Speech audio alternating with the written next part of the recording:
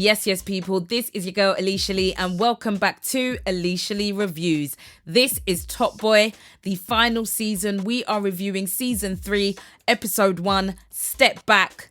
Let's get into this.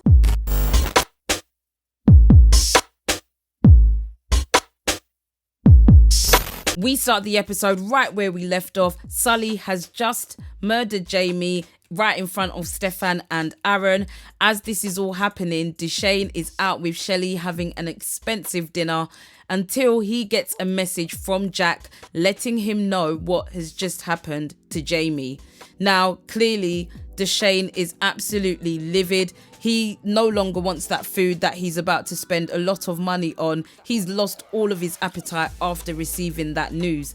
As he heads over to the men's to get in touch with Jack, he then gets a visit from Sully.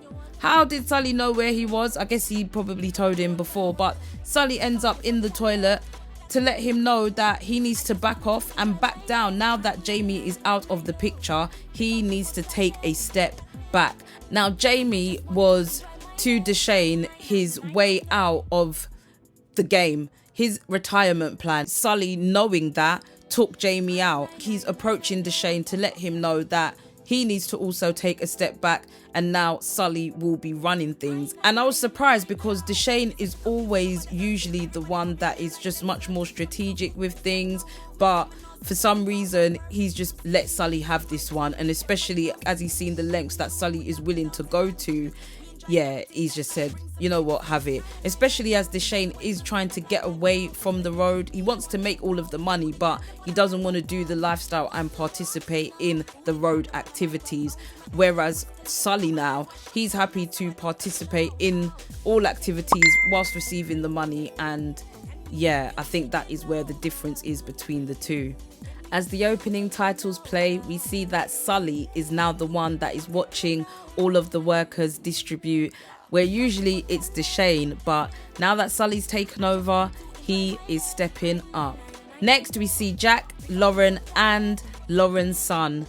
Jack is now an auntie, and Lauren is having a bit of difficulty adjusting to motherhood. You can see that she's tired, she looks worn out, and she's just needing a bit of time to adjust to everything that has transpired.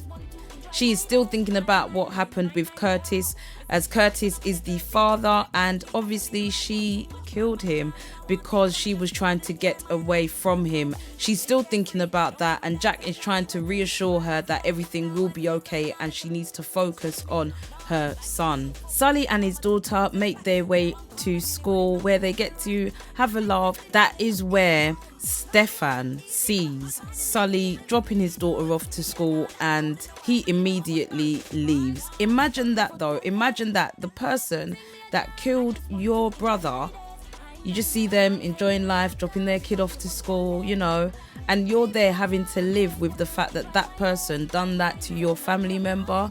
I can't even imagine what Steph was thinking, feeling. I can't even imagine at all. But as you see, Steph decided to leave, and I think that was it for him. As soon as he saw that, having to go to the same school and seeing that person all of the time, it must be very, very traumatizing. Steph leaves school and makes his way to a home that he is currently staying at. Now, when he arrives, one of the members of staff lets him know, what's going on, how come you're here? And he says that it's inset day at school, which we know it isn't. And she also mentions that Aaron has been calling for him, and she says, you're going to call him back, and he's not interested at the moment. And it's strange because we see that Aaron isn't around and Stefan is by himself. It's just crazy, from last season, all three of them being together, to now it just being Stefan alone. Stefan takes a moment to look at the picture of him and his brothers, and he also holds Jamie's chain. Jack is with the crew, making sure that they are delivering what they need to deliver, despite one of them having some objections about nitties in the area. Jack lets it be known, like, this is your job, go and serve. Don't get cheeky. Now, during their time, there's a nitty that comes that does have a baby. Jack notices how neglected the baby is, yet the mother is here ready to collect what she needs but hasn't been looking after the child. Jack gets a call from Sully letting her know that the delivery is in, and that is where she goes to meet Sully to get the shipment. When they arrive, things are looking strange. There's a van right in the middle and there's no one around. Jack opens up the van and finds 2 boxes. These contain something that smells really awful, and when they open the box, they see the heads of the Moroccans. The Moroccans have been taken out, and one of them has a phone in their beheaded mouth. Can you believe this? I said this is just episode 1. This is just episode 1, and this is what we're here already. Now, when Sully takes the phone, there's a message that says, "Call me." Whoever this person is the same person that's responsible for taking the Moroccans out. Sully calls the number and an Irish man picks up that phone. We see him at a bar and he clearly is expecting Sully's call, letting him know that he knows that he has taken over. He explains that his nephew will be in touch to discuss how they will be working going forward, and Sully is clearly not pleased with this. Shelley and Deshane are outside the nail shop that Shelley asked Deshane about whilst they were at dinner. She wants to purchase the whole chain, and it's going to cost them a nice, million, over $1 million, and Shelley is really excited about this. Deshane obviously wanting to help her and sees her vision. He lets her know that yes, everything is all okay and it will be done. Sully tries to call Emilio to find out what happened with the shipment in Morocco. And Sully, I'm so sorry to tell you, but if you saw what happened with those 2, what makes you think that Emilio's still about? I don't know. To me, it was just given that Emilio's no longer here, but he does try to get through to him, and yeah, he leaves him a message. On the call, we hear him say, you've just been letting me ring out. What's going on? Give me a call back. But after seeing what happened with those 2, I don't think it's looking too good for Emilio. Deshane goes to visit Line to let her know that he's going to need a lot of money, i.e. basically all of his money from the Summer House project, and you can see from Line's face that she knows that this is impossible. He makes it very, very clear to her that he needs that as soon as possible, and you can tell she is petrified. You can see it in her face. But from when she said that okay, I knew that something was up. That okay was just way too calm, way too collected, and I think she at that point accepted, he's serious. It's either I do what he says or I do what I need to do, but we're going to get into that a bit later on in the season. Now, back at Summer House, we see that immigration police have shown up for Kieran. They want to send him back to Rwanda due to him not having paperwork.